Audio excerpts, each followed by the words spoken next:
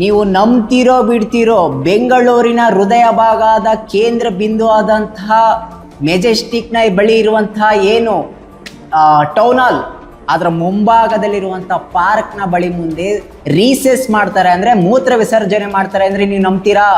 ನಂಬಲೇಬೇಕು. ಯಾಕಂದ್ರೆ ಅದನ್ನ ಆ ಸಿಟಿನ ಎಲೆಕ್ಟ್ರಾನಿಕ್ ಹಬ್ ಅಂತ ಕರಿತೀವಿ. ಬೆಂಗಳೂರಿಲ್ಲಂತ ಏನಲ್ಲಿ ಟೌನ್ ಹಾಲ್ ಇದೆಯಲ್ಲ, ಆ ರಸ್ತೆನ ಎಲೆಕ್ಟ್ರಿಕ್ ಹಬ್ ಅಂತ ಕರಿತೀವಿ. ಯಾಕಂದ್ರೆ ಅಲ್ಲಿ ಇರುವಂತ ಏನು ಮನೆಗಳಿದೆಯಲ್ಲ ಅಥವಾ ಬಿಲ್ಡಿಂಗ್ಗಳಿದ ಕೋಟಿ ಗಟ್ಲೆ ಬಾಡಿಗೆ ಬರುವಂತ ಜಾಗ ಅದು. ಅಂತ ಜಾಗದಲ್ಲಿ ಇರುವಂತ ಪಾರ್ಕ್ ನಲ್ಲಿ ರೀಸಸ್ ಮಾಡ್ತಾರೆ, ಮೂತ್ರ ವಿಸರ್ಜನೆ ಮಾಡ್ತಾರೆ ಅಂದ್ರೆ ಇದು ಯಾವ ರೀತಿಯ ಅಭಿವೃದ್ಧಿ?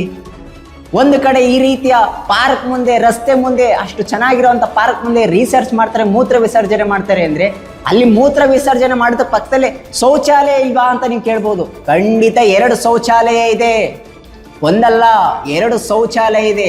ಅಲ್ಲಿ ಹೋಗೋದು ಬಿಟ್ಟು ಪಾರ್ಕ್ನ ಮುಂದೆ ರಿಸರ್ಚ್ ಮಾಡ್ತಾರೆ ಅಂದ್ರೆ ರಸ್ತೆಲಿ ಹೋಗುವಂತಾರೆ ಏನಂತಾರೆ ಗೊತ್ತಾ? ಇದು ಬೆಂಗಳೂರ? ಇದು ಗಾರ್ಡನ್ ಸಿಟಿನಾ? ಇದು ಸಿಲಿಕಾನ್ ಸಿಟಿನಾ? ಸರ್ಕಾರ ಅಭಿವೃದ್ಧಿ ಮಾಡ್ತಿರೋದು ಇದೇನಾ ಅಂತ ಪ್ರಶ್ನೆಗಳಾಕಿ ಚೀಮಾರಿ ಆಗ್ತಾ ಇದ್ದಾರೆ. ವೀಕ್ಷಕರೇ, ಈ ನಮ್ಮ ಬೆಂಗಳೂರು ಅಥವಾ ಸರ್ಕಾರ ಏನು ಅಂದರೆ ಬೆಂಗಳೂರನ್ನ ಯಾವ ರೀತಿ ವಿಸ್ತಾರ್ತಾ ಇದ್ದಾರೆ, ಈ ಸೈಡು ದೇವನಹಳ್ಳಿ ಸೈಡು, ಈ ಸೈಡು ರಾಮನಗರ ಸೈಡು, ಗ್ರೇಟರ್ ಬೆಂಗಳೂರಾಗಿ ಇದನ್ನೆಲ್ಲ ವಿಸ್ತರಿಸ್ಕೊಂಡೋದ್ರೆ ಬರೀ ಮನೆಗಳನ್ನ ಎತ್ತರಿಸ್ಕೊಂಡು ಹೋಗ್ತಾ ಇದ್ದಾರೆ ಅಷ್ಟೇ. ವಿತರಿಸ್ಕೊಂಡು ಅಭಿವೃದ್ಧಿ ಏನು ಮಾಡ್ತಾ ಇದ್ದಾರೆ ಅಂತದ್ರಲ್ಲಿ? ಅಲ್ಲಿ ಮಾರ್ಷಲ್ಗಳಿಲ್ಲ, ಅಲ್ಲಿ ರೀಸರ್ಚ್ ಮಾಡ್ತಾವ್ರೆ ಅಂದ್ರೆ ಅದ್ರ ಬಗ್ಗೆ ಫೈನ್ ಹಾಕೋರಿಲ್ಲ, ಗಮನ ಇಡ್ತಿಲ್ಲ. ಏನೋ ಒಂದು ಮಾಡ್ಬಿಟ್ರು ಪಾರ್ಕು, ಜನರು ಅದ್ರ ಪಾಡ್ಗಲ್ಲು ರೀಸರ್ಚ್ ಮಾಡಿದ್ರು, ಕೇಳೋರಿಲ್ಲ ಹೇಳೋರಿಲ್ಲ. ಅದೊಂದು ಸಮಸ್ಯೆ ಆದರೆ ನೆಕ್ಸ್ಟು ಕಸದ ಸಮಸ್ಯೆ.